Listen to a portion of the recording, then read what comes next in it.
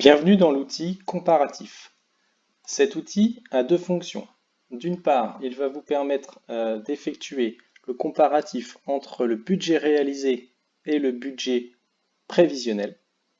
Et d'autre part, vous allez pouvoir l'utiliser pour faire un comparatif réalisé N versus réalisé N-1. Avant ça, il va falloir paramétrer l'outil en fonction de votre comptabilité. Pour cela, rendez-vous dans l'onglet Paramètres. Ici, vous retrouvez les comptes comptables et les libellés qui vous sont propres. Donc, vous pouvez copier-coller votre plan comptable général.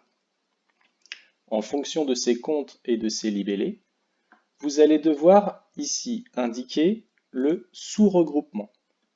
Par exemple, pour les achats de matières premières, ici, il est indiqué que le sous-regroupement est restauration bar.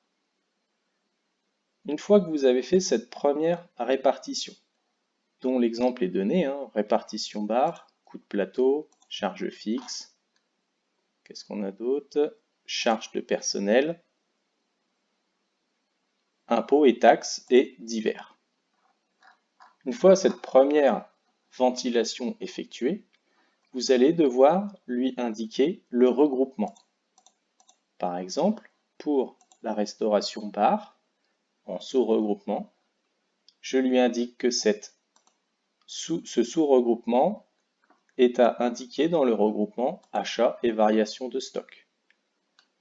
C'est le cas également pour achat, études et prestations de services que j'impute dans achat et variation de stock.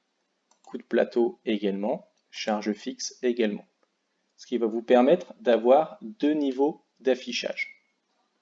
Nous allons voir juste après le résultat de cette analyse. Une fois que vous avez paramétré votre plan comptable, il va falloir intégrer des données chiffrées. Vous pouvez passer soit par le menu sommaire, puis base de données. Vous avez aussi la possibilité d'utiliser les onglets.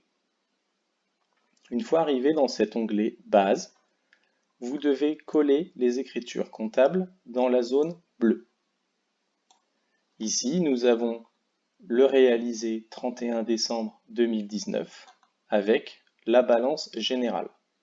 Il est également possible de prévoir l'ensemble des écritures comptables, à savoir que vous pouvez coller directement les journaux d'écriture.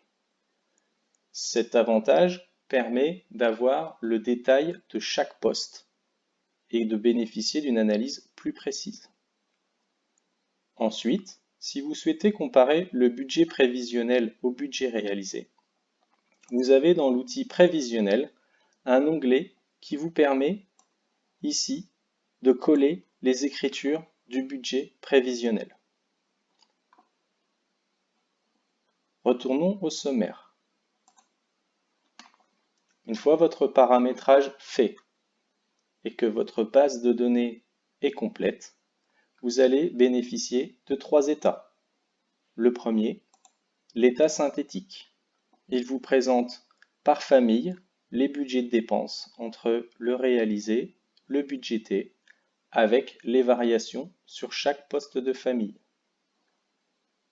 Si vous souhaitez une analyse plus fine, vous pouvez utiliser l'état détaillé, qui vous présente également les mêmes indications, réalisé versus budget, par famille, mais vous avez à l'intérieur chaque nature de charge et de produit. Si vous souhaitez avoir un affichage en état M4, vous avez la possibilité ici d'avoir la nature de charge et de produit par chapitre. Une chose est importante sur le paramétrage des données. Vous avez ici un indicateur. Il est indiqué 0. Par exemple, si un compte n'est pas connu